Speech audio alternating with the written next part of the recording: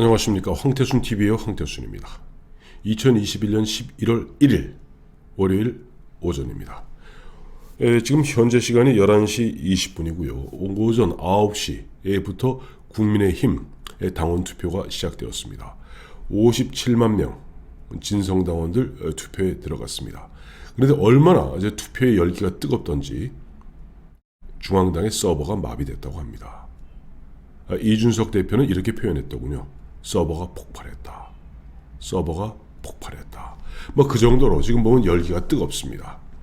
아무래도 보니까 원래 당초 처음 시작할 때 윤석열 1강, 홍준표, 유승민 2중, 나머지 그 당시 원희룡, 최재형 등등등등등 해서 뭐 1강, 2중 다약으로 출발했던 경선입니다만은 10월 8일 2차 컷오프 이후에 4자 대결 구도가 되었고, 이 4자가 그야말로 10차례에 걸친 토론과 경론 거치면서 어느 순간에 보니까 지금 2강 2중, 정확히 이야기하면 윤석열, 홍준표, 홍준표, 윤석열 양자 대결 구도가 되었습니다.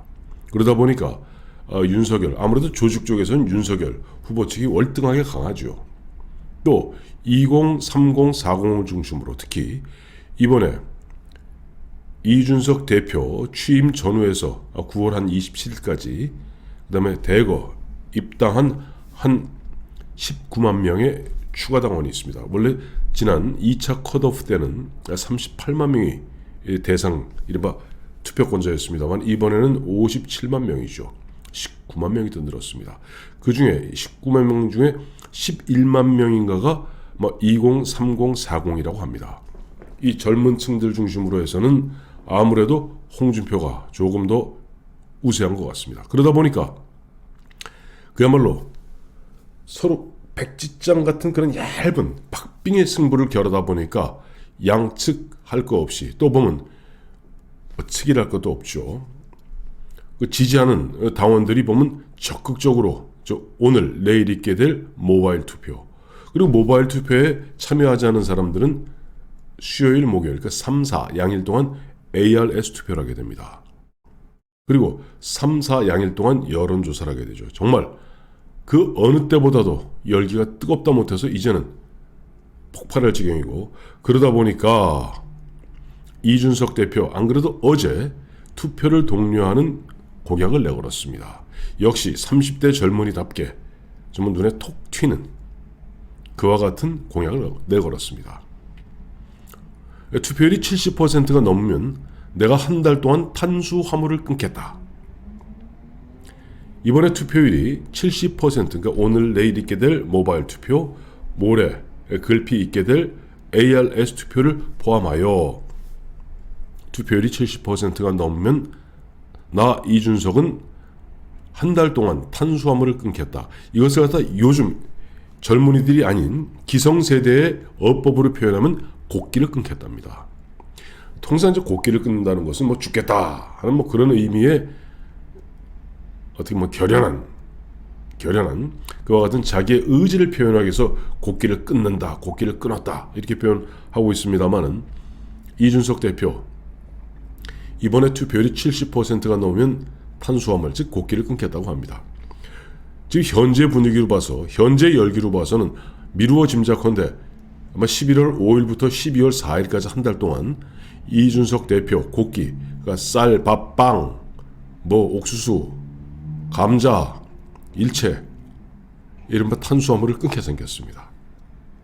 사실 쉽지는 않죠. 왜냐하니까 찾아보았더니 지난 6.11 전당대회, 그러니까 이준석 대표가 당대표로 선출되었던 6.11 전당대회의 당시 당원 투표율은 45.3%입니다. 그리고 지난 10월 8일 2차 컷오프, 즉 8명을 4명으로 압축했던 2차 컷오프 때, 그때는 이제 당원 비율이 30%였죠. 여론조사 비율이 70%였고, 그때 2차 컷오프 때 참여했던 당원, 이 당원의 비율이 49.93%. 그러니까 50%입니다. 대략 50%. 그러니까 50% 2차 컷오프 때 이제 50% 당시 38만 명이었는데요. 투표권자가. 그 38만 명 중에 대략 한 19만 명이 투표에 참여했던 겁니다. 과연 이번에 70%를 넘어서 이준석 대표가 곡기를 끊을지 한번 두고 볼 일입니다. 저는 이준석 대표가 곡기를 갖다 한 달 동안 끊어서 좀 그 통통한 얼굴에 젖살도 좀 빠지고 좀 더 좀 원숙한 이제 30대 이제 중후반이니까 내일 모레면 또 40대지 않습니까? 그리고 이준석 대표 같은 경우는 이준석 대표가 85년생이니까 2027년 대선이 되면은 이준석 대표가 42살이 되게 됩니다. 저는 한번 그때 이준석 대표 한번 기대해 보고 있습니다. 과거 미국의 존 F 케네디 대통령이 대선에 도전했던 나이가 42살이고 43살에 취임하게 되죠. 자, 어쨌든 뭐 젖살도 빠지고 좋겠습니다만은 그런 가운데 또 하나의 변수가 생겼습니다. 제가 아까 그래서 썸네일에 이렇게 썼죠. 당원 투표 폭발, 서버 마비, 이준석 곡기 끊겠다. 그런데 조그만 그림을 하나 붙였습니다. 오늘 조금 전 10시에 안철수 국민의당 대표가 대선 출마 선언을 했습니다. 이번이 세 번째입니다. 2012년에 9월 19일 대선 도전했다가 그해 11월 23일 문재인이 단일 후보다라고 양보했죠. 그리고 2017년 박근혜 대통령 탄핵으로 이루어진 조기 대선에서 출마했습니다. 초기에는 아주 기세가 등등했습니다. 기억 생생합니다만은 그 당시 이제 안철수 후보를 선출하는 그 과정에서 안철수의 소몰이 창법.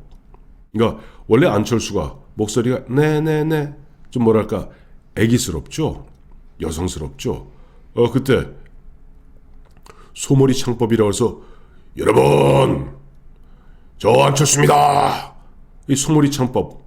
그래서 이제 국민의당 후보로 선출되었습니다만은 그 초기에 그러니까 그때 이제 5구 대선이었는데 3월 하순까지 당시 안철수 후보가 문재인 후보를 갖다가 이긴 적도 있습니다. 제 기억에 아마 조선일보하고 칸타퍼블릭 여론조사였습니다만은 이겼고 나머지 여론조사에서도 안철수와 문재인이 버금버금했습니다.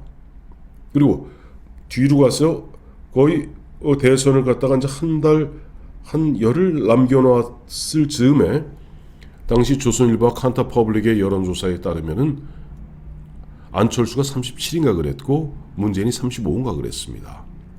그런데가 중요하죠. 잘 나가던 그 당시에 홍준표는 4%, 6% 그 정도 했습니다. 유승민한테도 밀릴 때였죠. 그런데 안철수 첫 번째 TV 토론회에서 뭐 했습니까? 제가 MB 아바타입니까? 제가 갑철수입니까? 라고 문재인 후보에게 물었습니다. 왜 그랬을까요? 기억도 생생합니다만 여러분 잊지 마십시오. 조만간 또 등장할 겁니다. 드루킹입니다. 드루킹 강동원 씨. 지금 여러분도 아마 우리 애청자 여러분도 대한민국에 드루킹이 하나만 있다고 믿는 분 아무도 없을 겁니다. 드루킹은 그 당시 좌파 민주당 진영에서 운용하고 있던 여러 그와 같은 유사한 매크로 팀들, 막 매크로를 통해서 댓글 조작, 그다음에 여론을 조작했던 그 수많은 조직의 하나일 뿐, 즉 빙산의 일각에 불과하다고 저는 지금도 굳게 믿고 있습니다. 그리고 어쨌든 강동원 드루킹을 필두로 하여 그들 매크로로 돌려서 여론을 조작하고 댓글을 조작하기 시작했죠. 거기에 덜커덕 걸려버린 게 안철수입니다. 안철수가 문재인을 향해서 제가 MB 아바타입니까? 제가 갑철수입니까? 물었을 때 문재인 후보 답변 전 지금도 생생합니다. 그걸 왜 저에게 묻습니까? 라고 되받아침으로써 안철수 후보 추락하게 됩니다. 결국 문재인 후보 41%로 대통령이 되었고 홍준표 4%로 출발했던 홍준표 24%. 그 다음에 처음에 37까지 올라갔던 안철수가 21.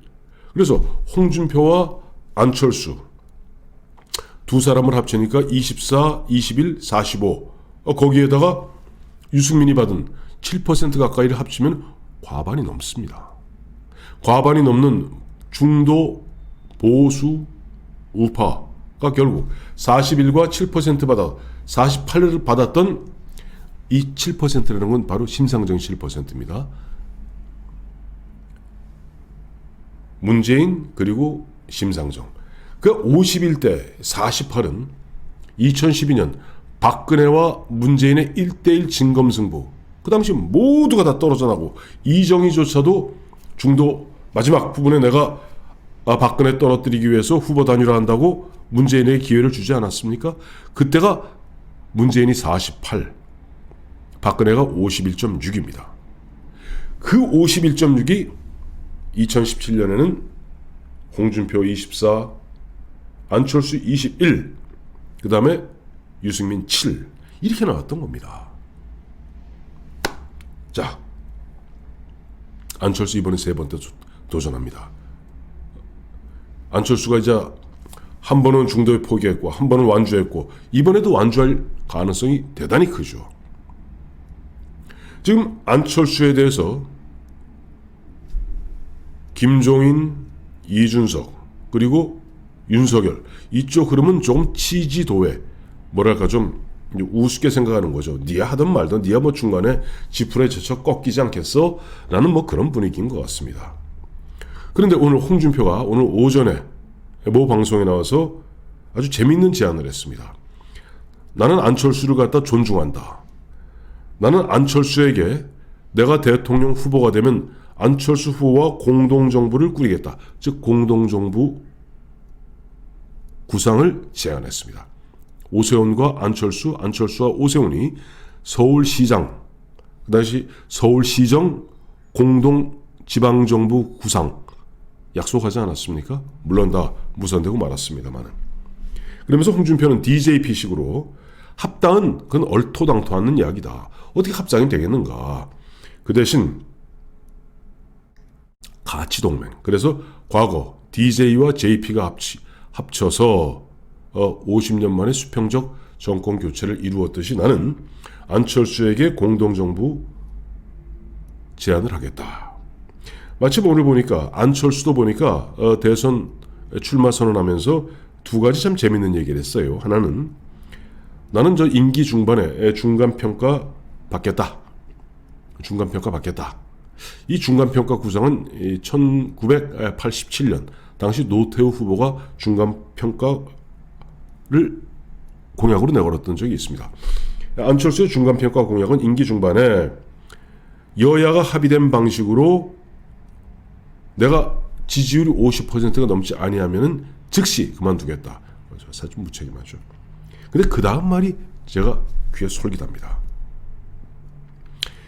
여당이 내가 속한 여당이 2024년 총선에서 일당이 되지 않는다면 나는 대통령직에서 내려오겠다 얘기하고 있습니다.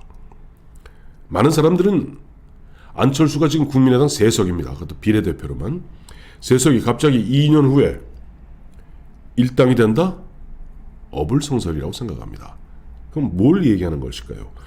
홍준표는 합당을 하지 않고 가치동맹을 이야기하고 있습니다만 안철수 보관은 어쩌든 DJP가 됐던 뭐가 되었던 간에 종국적으로는 과거 DJ와 JP도 처음에는 DJP 연합했다가 결국은 합당을 갖다가 마지막 집권하고는 합당 쪽으로 방향을 몰다가 거기서 이제 막판에 내각제가 현실적으로 어려우니까 합당하자 뭐 이런 식으로 나갔거든요. 그와 같은 길로 가는 것이 아닌가. 즉 오늘 홍준표 후보가 이야기한 대로 안철수는 어쨌든 간에 최근에 4자 가상 대결 구도에서 늘 10% 전후의 지지를 받고 있는 우리나라의 유권자의 중도 성향의 유권자들의 나름 견고하고 강고한 지지를 받고 있는 현실적인 존재인 것만은 부정할 수 없는 사실이죠. 자, 오늘 내일 모레 글피, ARS 투표, 오늘 내일은 모바일 투표, 여론조사 거쳐서 11월 5일 대통령 후보가 선출되게 됩니다. 이 대통령 후보 선출되는 후보는 또 안철수와의 어떠한 형태로든지 협상 나설 수밖에 없는 또 그런 일이 발생했다. 이렇게 보면 될 것 같습니다. 고맙습니다.